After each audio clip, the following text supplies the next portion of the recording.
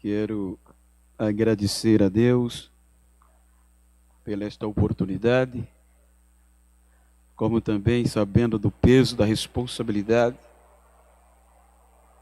Todas as vezes que assumimos a tribuna e diante do nosso professor, do nosso mestre, do nosso pastor. Eu quero externar esta saudação a todos os que estão conectados e quero ler um texto que está no livro do Gênesis,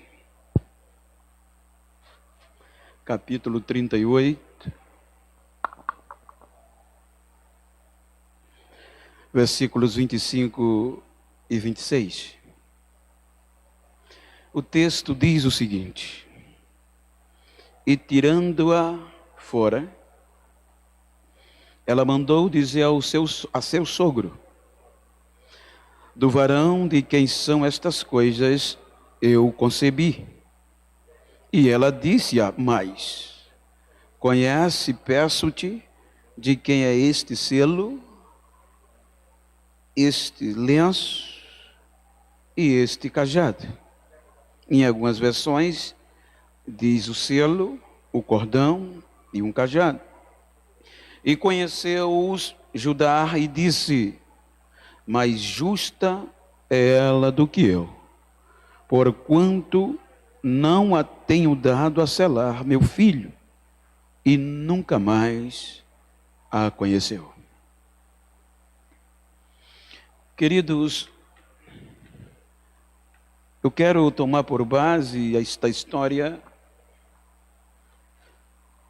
para falar-lhes de algo tremendo, grande e assustador na ótica humana.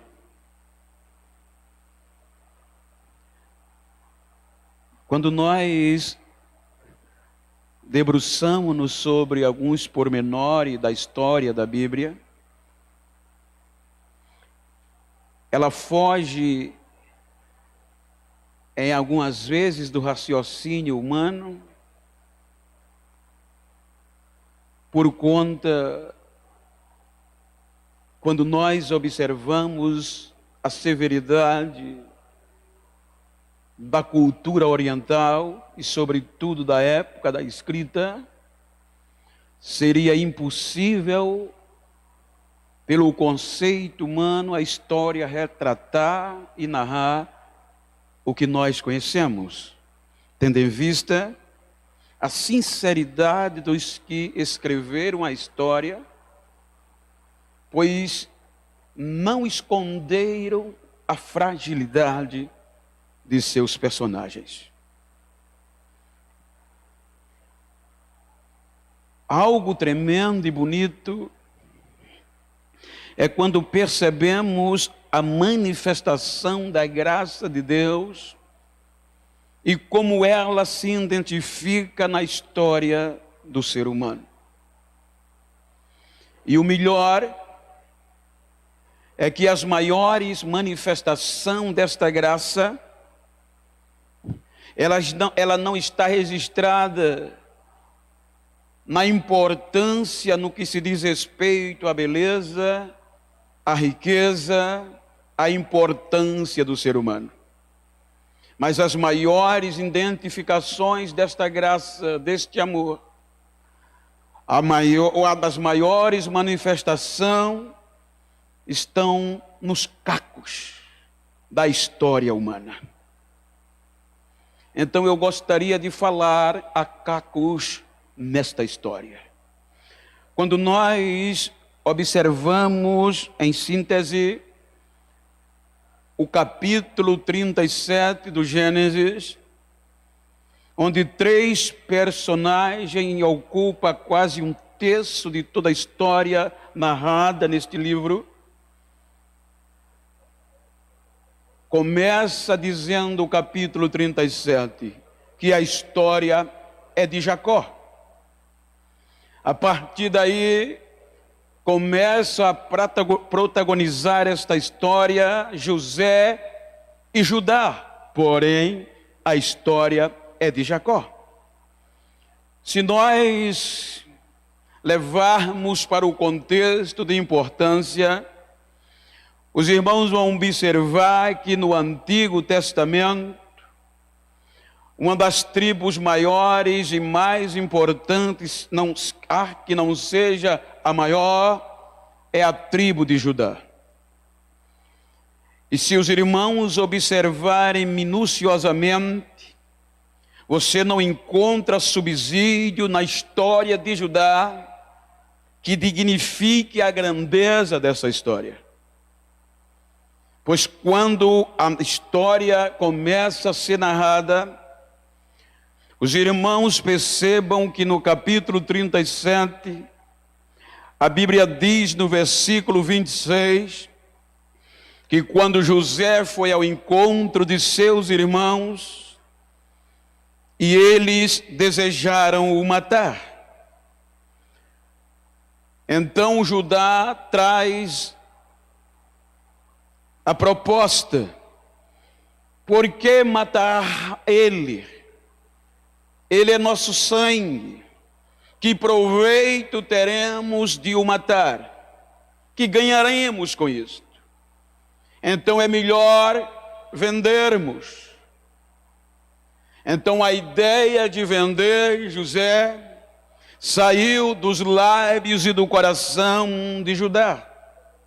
A história de Judá, ela é sempre controversa. Você não vai encontrar subsídio favorável. Eles vendem José, e José é levado pelos ismaelitas. Não tiveram dó, não houve compaixão. Trouxeram-lhe a notícia recheada de mentira, de invenções, para o próprio pai. E quem protagonizou? Judá. Quando nós observamos a tristeza que a notícia causou, a Bíblia diz que Jacó rasga suas vestes de tristeza, vai embora a alegria, e um princípio de depressão toma conta, porque ele não queria ser reanimado. Então começa o capítulo 38, na sequência de um 37 caótico na história de Jacó. Quando o capítulo 38 começa, você vai observar que Judá sempre aparece entre os filhos de Jacó como controverso. Se você observar, os 4 primeiros filhos de Jacó, com Leia, foram controversos. Judá, o primeiro, subiu e teve relações com a madrasta, o pai ainda vivo. Simeão e Levi eliminaram uma comunidade inteira depois que Jacó havia feito aliança de paz. Judá, controversos. Então você vai ver que não encontramos subsídio para a grandeza da qual nós falamos. Se você observar José, eu tenho o prazer e a honra de pregar em muitos congressos, e por várias vezes no mês ou por mês. E um dos assuntos de temática mais contundente, mais comovente, é de José. Geralmente você está em congressos com o tema baseado nessa história, mas Judá dificilmente você vê em congressos temática relacionada a isto, até porque é controverso até aqui. José desce forçado para o Egito, vendido, e se esmera para se manter fiel. Mas o capítulo 38 começa com uma forma de desobediência, pois o texto diz: depois destes acontecimentos, ou neste tempo, que acontecimento da fragilidade, da dor, da tristeza de Jacó, quando o filho foi para o Egito. Então, no meio deste fragmento emocional, a Bíblia diz que Judá deixa seus irmãos, sai de entre os seus irmãos e desce para Canaã. Mesmo Canaã sendo a terra prometida, mas ele desce para a viver no meio dos pagãos, dos cananeus. Vejam, enquanto o José é levado forçadamente para o Egito, Judá desce para Canaã voluntariamente, deixando o pai em aflição e deixando os seus irmãos. Entre outras conjecturas, ele deixa a igreja e vai viver no mundo do jeito que queria. A Bíblia diz que ele chega na cidade de Adulão e se hospeda na casa de um amigo chamado Ira. Então ele se estabelece ali. E o texto histórico diz que ali em Canaã, vivendo do jeito que queria, dissolutamente, ele conhece uma moça cananeia. Veja, uma moça cananeia, contrariando o contexto da família, contrariando a história de Abraão, tendo em vista que um dos fatores em que os hebreus casavam-se entre parentes era justamente para evitar a mistura, que os filhos hebreus eram catequizados, ensinados para não contrair relacionamento com mulheres cananeias. Veja como Judá é controverso. Ele vai para Canaã e casa-se com uma mulher cananeia, começa a viver e nasce-lhe 3 filhos cananeus. O pai, afastado da originalidade, gera 3 filhos, Onã e Selá, e vão vivendo e vão crescendo. Quando o mais velho, cresce, então Judá não se preocupa em ir a buscar entre os seus uma mulher para o filho, mas ele busca uma moça cananeia chamada Tamar. Tamar entra na história dentro de um contexto cananeu. Quando Tamar casa-se com a semente não vem, porque a Bíblia diz que fazia o que era mal aos olhos de Deus. Veja, o rapaz deixou a casa do pai, foi para Canaã, casou com cananeia, e os olhos de Deus o rastreando, não o perdendo de vista. Quando Tamar casa, não tem filho, e a Bíblia diz categoricamente que Deus mata porque ele fazia o que era mal. Portanto, a lei, ou seja, o costume até aqui, que depois se torna lei, conhecida como a lei do levirato, que dava segurança. Tamar entra na família de Judá, e por ela entrar na família, ela era protegida por este ato, costume, que depois se torna lei. E o que diz a lei, conhecida posteriormente como levirato, a lei de Levi, a lei do irmão seguinte. Então a mulher era protegida, se tornava parte da família, e agora era obrigação de Judá cuidar de Tamar na viuvez. E o filho, depois do que morreu, já era prometido a ela pela legalidade desta lei ou do costume até aqui. Então ela tinha que ser protegida. A Bíblia diz que Judá pega Onã, o segundo filho, e diz a ele: vai à tenda de Tamar e engravida para dar nome ao teu irmão. Ou seja, o primeiro filho que nascer não é seu, mas do falecido, para lhe dar nome e sucessão. Mas veja a maldade de Onã, dentro de um aspecto interesseiro. Quando morreu, a herança ficou melhor, porque em vez de ser dividida posterior para 3, agora era para 2, Onã e Selá.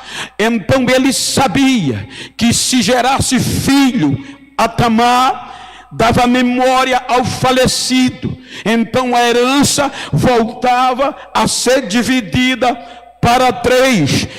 E Tamar tinha o direito legal, mas a Bíblia diz que ele, com maldade, tira os direitos de Tamar, a cananeia. Como? Primeiro, ele tinha o direito de a engravidar. Então ele entrava na tenda de Tamar, e diante da comunidade que ele vivia, eles diziam: esse rapaz é homem, vai dar história ao irmão que faleceu. Ele entrava honrado, mas quando entrava na tenda, tirava dentro da tenda os direitos de Tamar. Como? A Bíblia diz, o texto é bem claro e não me compete explicitar, porém a Bíblia diz que primeiro ele tirava o direito de prazer de Tamar, porque ele coibia o coito, impedindo que a criança não fosse gerada. Ele tinha o prazer, mas tirava o prazer de Tamar dentro das 4 paredes, e em seguida tirava-lhe o direito legal. Ele tinha por direito, por força de lei, vou usar a palavra lei, digamos assim, de engravidar. Era direito adquirido. Com este ato, ele tirava o direito de Tamar, e agora saía da tenda aplaudido e deixava Tamar humilhada dentro da tenda. Ou seja, e isso era todos os dias. E o povo dizia: esta mulher não engravida, esta mulher é estéril, esta mulher não tem valor. E ela começa a ser humilhada. E como se defender? Procurar a justiça era direito, mas como ser favorecida? Tendo em vista que o juiz era o próprio Judá, controverso e interesseiro em seus próprios interesses. Como? E quem era o infrator? Filho do juiz que tinha o direito de julgar. Que chance tinha ela? Então ela se cala. Na humilhação ela aguenta, ela fecha a boca, mas quando ela se cala, isso é lindo, é Deus já pensando em nós. Cananeia, a Bíblia diz que só Deus sabia como Onã se comportava dentro da tenda. Fora da tenda era honrado, era aplaudido. Dentro da tenda era um desgraçado, miserável, humilhando e tirando o direito de Tamar. Então não adianta se vingar com as próprias mãos, porque aqueles que são rastreados pelos olhos de Deus, fique tranquilo, a Bíblia diz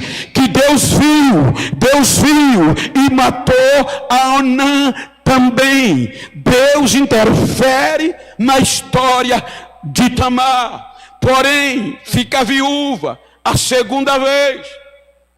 E como dito cultural, só para esclarecer, é comum entre nós nordestinos, é comum, se uma mulher casa com alguém de uma família, ele morre, casa com outro, ele morre, a gente tem o costume de dizer com o terceiro, vai ter coragem, já matou dois, ou seja, ela se torna a vilã. Então agora tinha o direito do terceiro ser dela. Selá automaticamente já era prometido a ela. Tamar não poderia casar, mas tinha que ficar aos cuidados de Judá. Era lei, era costume patriarcal. Ou seja, em contrapartida, Selá, o filho último, era novo. Então Judá olha para Tamar e a quis escantear. Ela já matou dois, e a Bíblia diz que ele teve medo para que o terceiro não morresse. Então, na ótica de Judá, que era expert, já tinha vendido o irmão, já tinha deixado o pai em aflição, já tinha casado com Cananeia e só saía por cima. Aí ele disse, vou escanteá-la. Aí olha para Tamar e diz, volta para casa de teu pai, usa a veste de viuvez. Isto era humilhante, isto era reclusão. Ou seja, ele disse, espera até que o menino cresça e eu te lhe darei a você. Então Tamar volta para a casa do pai, põe as vestes de viúva. Você não mensura o tamanho da humilhação que era para uma mulher voltar para a casa do pai sem filho e viúva. Era o fundo do poço. Ela foi reclusa na casa do pai e Judá a escanteou, se livrou dela. Agora eu me livrei. Só que o tempo vai passando e parecia que tudo estava a favor a Judá, e Judá faz o que queria, do jeito que queria. E me livrei, era o poderoso, era importante em Canaã, tinha ovelhas. Chega o dia da tosquia, o tempo de tirar a lã da ovelha, ou seja, era festa para um proprietário de animais de ovelha, a tosquia. Agora em Tímina está a viúva, humilhada, abandonada, esquecida, escanteada por Judá. Aí olha o que é que a história faz. A Bíblia diz que Judá sobe a Tímina para tosquear as ovelhas, e havia festa, e nestas festas muitas mulheres da vida ficavam por aglomeração de homens, muitas prostitutas, tanto cultuais como outras. Cultuais eram aquelas do templo, religiosamente sentavam na beira da estrada ou no templo. Então Judá vai para onde, pastor? Vai para Tímina, para a festa, e não levou em conta Tamar, esqueceu, abandonou. Só que uma mosca, não sei que a notícia chegou na casa de Tamar, vestida de viúva, humilhante, sem direito a casar, porque Judá tirou-lhe o direito. Soube, Tamar teu sogro está vindo para a tosquia da ovelha. Então a Bíblia no versículo 14 mostra algo tremendo. A Bíblia diz que quando Tamar, no fundo do poço, na humilhação, sobre que o sogro vinha, expert, juiz, julgador da causa dela, ela disse: agora ou vai ou racha, humilhada não vou ficar. A Bíblia diz que ela toma uma atitude, arranca as vestes de viúva, ela tira as vestes de viúva, de humilhação, e diz: agora eu tomo uma posição, coloco o véu e vai para a beira da estrada. Ou seja, humilhada eu não fico mais, humilhada não dá mais, eu vou tomar uma decisão. Arrancou a veste da humilhação e foi para a beira da estrada com um véu sobre o rosto. Escutem, a Bíblia em nenhum momento a diz que ela era prostituta e nem se passou por uma. Ela simplesmente tira a veste de viúva, coloca o véu e desce e senta. Porém, a história costuma fazer isso, que quem acha que está por cima, que quem pisa, quem humilha, acha que um dia não chega a sua hora. Então a Bíblia diz que isso na ótica humana não dá para entender. A Bíblia diz que vem Judá, o sabidão, o importante, no meio de tanta gente, ele vai direto para Tamar, sem saber que era, julgando a ser uma prostituta. Isso implica dizer, querido, que não esquenta a cabeça se está sendo humilhado, se está sendo pisado, porque quem acha que está te pisando, te humilhando, vai ter que vir, vai ter que chegar e vai ter que reconhecer. Por quê? Porque Deus não quer justificativa, Deus quer reconhecimento. Deus quer reconhecimento e não justificativas. Ele vai direto para Tamar. Diga para quem está ao outro lado: vai ter que vir. Vai ter que chegar. Como não sei, mas Deus sabe. Chega para ela sem saber quem era e diz: deita-te comigo. Tamar diz: o que você me dará? Um cabrito do meu rebanho. Como eu saberei que você me enviará? O que queres? Dai-me um penhor, uma garantia. O que queres?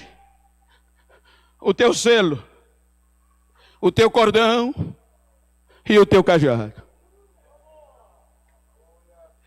Gente, isso aqui a gente lendo é só história.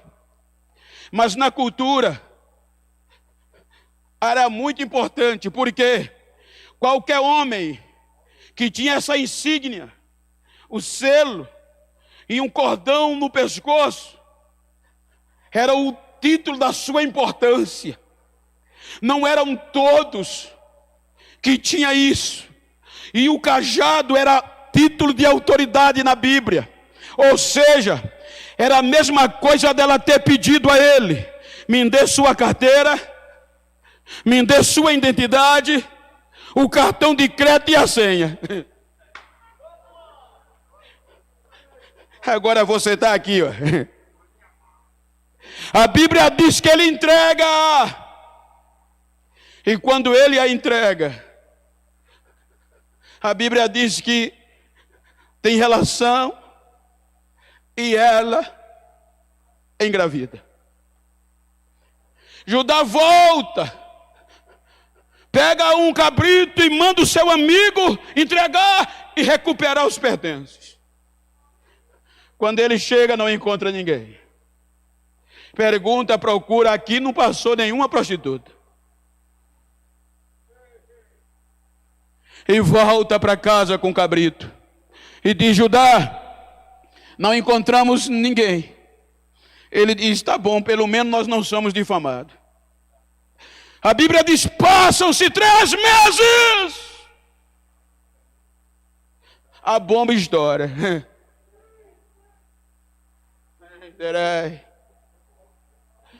A Bíblia diz que a notícia estoura e chega nos ouvidos de Judá. Tamar cometeu adultério. E você tem que julgar. Ela está grávida. Era óbvio que para ela morrer, tinha que primeiro apresentar o adúltero também.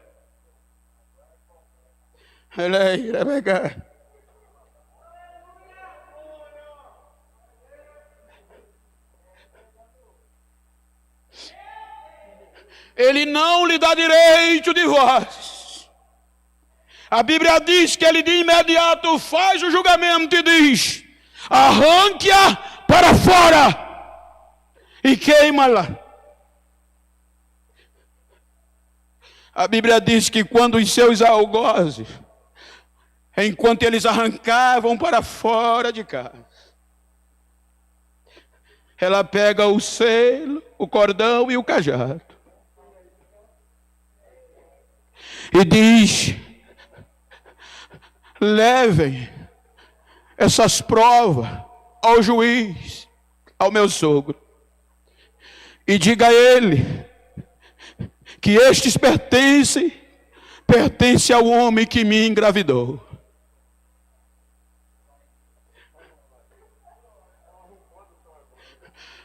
Quando entrega-o a eles, a Bíblia diz que reconhecendo-os que eram seus.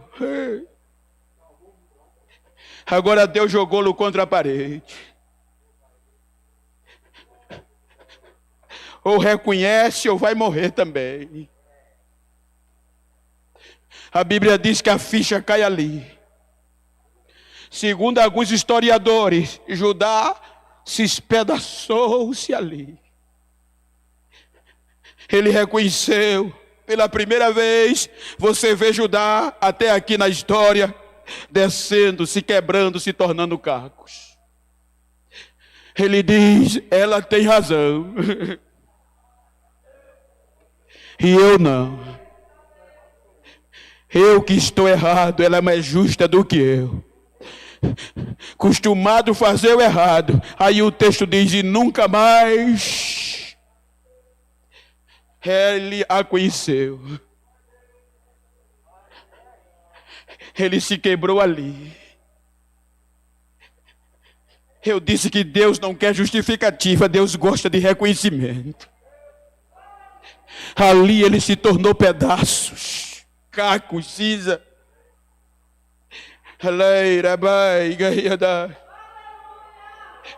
É isso aqui que a gente não entende, o poder da graça de Deus. Quem diria? Você sai do capítulo 38, passa 11 versículos, você chega no capítulo 49 do Gênesis.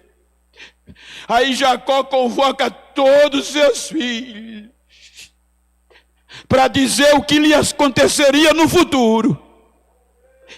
E vem Rúben, vem Simeão, vem Levi, e vem alguém só o bagaço, só os cacos. Ei, Rabai. Saiu por cima da casa do pai, agora volta só os cacos. Aí Judá reúne, os chama de um por um, chama Rúben e vai profetizar o futuro. Diz: Rúben, tu és o mais belo, o mais forte, tu és tão corajoso e impetuoso, feitas as águas em dias de enxurrada. Mas não será você. Você subiu o leito do seu pai e o contaminou. Se justificou, mas não reconheceu. Vem Simeão e Levi, Simeão e Levi. A minha alma nunca estará na reunião de vocês, nem o meu conselho. Porque a espada de vocês cometeu violência. E vocês não reconheceram. Aí está agora a vez do controverso. Agora é a vez do controverso, Judá. Agora é a vez do caco, chegou quebrado. Quem diria que a história faria isso? Aí Jacó olha para Judá e diz: Judá, leãozinho que escapou da presa, a tua mão dominará os teus inimigos, e os teus irmãos se inclinarão diante de ti.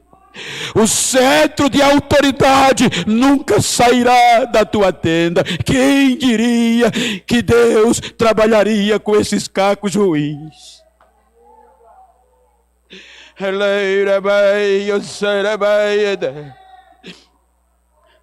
O tempo passa. Judá e José protagoniza as tribos de Israel. José, por intermédio de Efraim, chamado de Israel. Judá, a monarquia, o cetro de autoridade. O Judá, o reino do sul. Se torna tribo.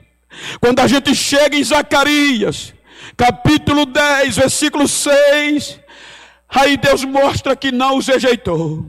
A Bíblia diz que Zacarias, profetizando restauração, disse: eu fortalecerei Judá e salvarei José, porque eu me compadeci deles e vou tratá-los como nunca houvesse rejeitado. Você passa mais um tempo, a história vem. Quando a história vem, você chega no Novo Testamento. Aí o Espírito Santo diz: Mateus, vem cá, inspira-o, pega o pergaminho, pega a pena e escreva a história. Ou seja, aí Mateus senta, que é que eu vou escrever? Dá para ver ele meditando com o Espírito Santo. Coloca aí: geração de Jesus Cristo, filho de Davi, filho de Abraão. Vai continuando. Abraão gerou Isaac, e Isaac gerou Jacó. Jacó gerou a Judá e seus irmãos. E Judá de Tamar. Quem diria? Se fosse eu escrever, se fosse a história humana, não tem lógica isso. O certo seria: Abraão de Sara gerou Isaac, Isaac de Rebeca gerou Jacó. Mas não entra Sara e nem entra Rebeca. A primeira mulher que entra na maior história da humanidade é Tamar. Queiram que não queira, esses cacos vão estar lá. Quem não achava tema para ajudar, hoje é o moço que você vê. O leão da tribo de Judá é Jesus, o leão da tribo de Judá.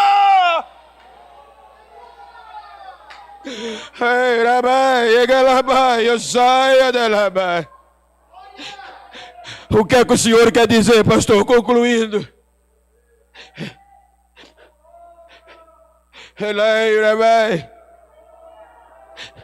Eu cheguei de Pernambuco, estava em Toritama, cheguei agora às 5 horas da tarde, correndo para vir para o culto, porque é o meu dever. E quando eu cheguei aqui, o meu pastor disse: vai pregar. E Deus colocou no meu coração: diga à minha igreja que eu ainda uso cacos.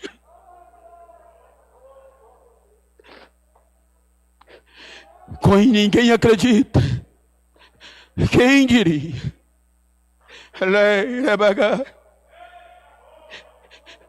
Muita gente olha para mim e diz: quem diria?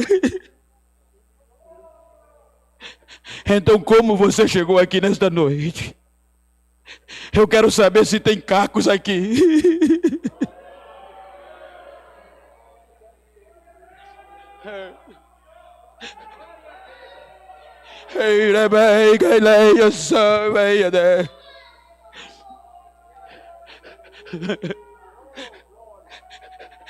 Pode ler, pode olhar. Não precisa ser teólogo.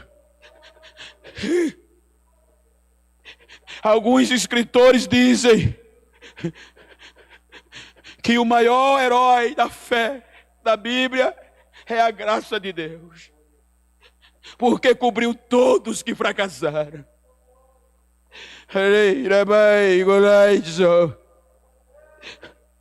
Como você chegou aqui nesta noite?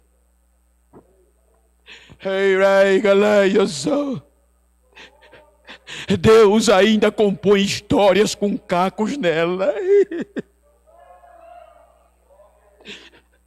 Agora quem fala, quem olha, tem que encarar a tribo de Judá.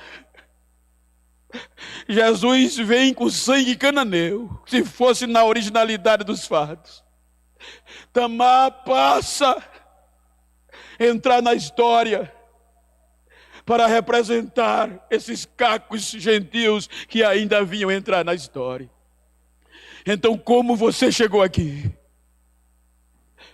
Deus ainda usa quem as pessoas olham e diz: quem diria? É quando a graça escandaliza. Porque isso aqui é inadmissível na ótica humana. Na ótica oriental, essa história não seria relatada. Porque é uma história feita e composta com cacos dentro, com pessoas quebradas que não valiam nada. Então, nesta noite, eu quero saber como você chegou. Talvez tenha alguém afastado me ouvindo, tenha alguém não crente me ouvindo.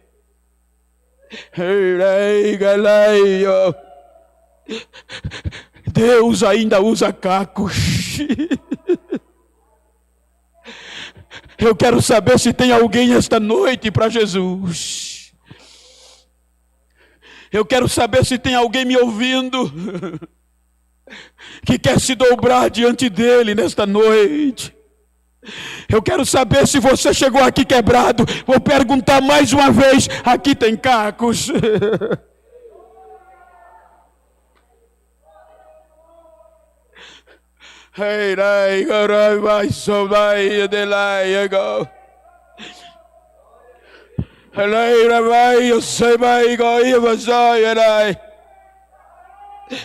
É noite de restauração.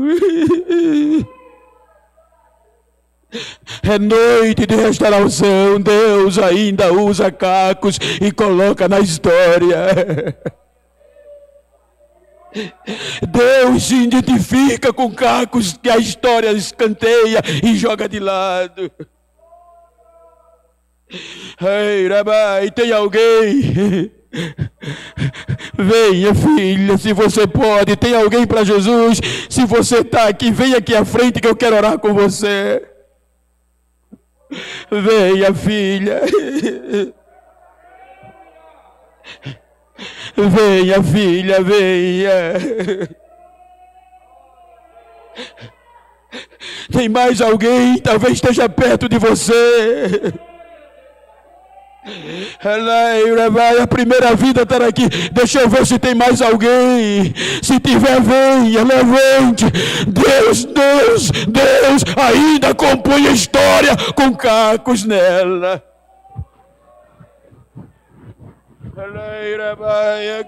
Obrigado, meu pastor.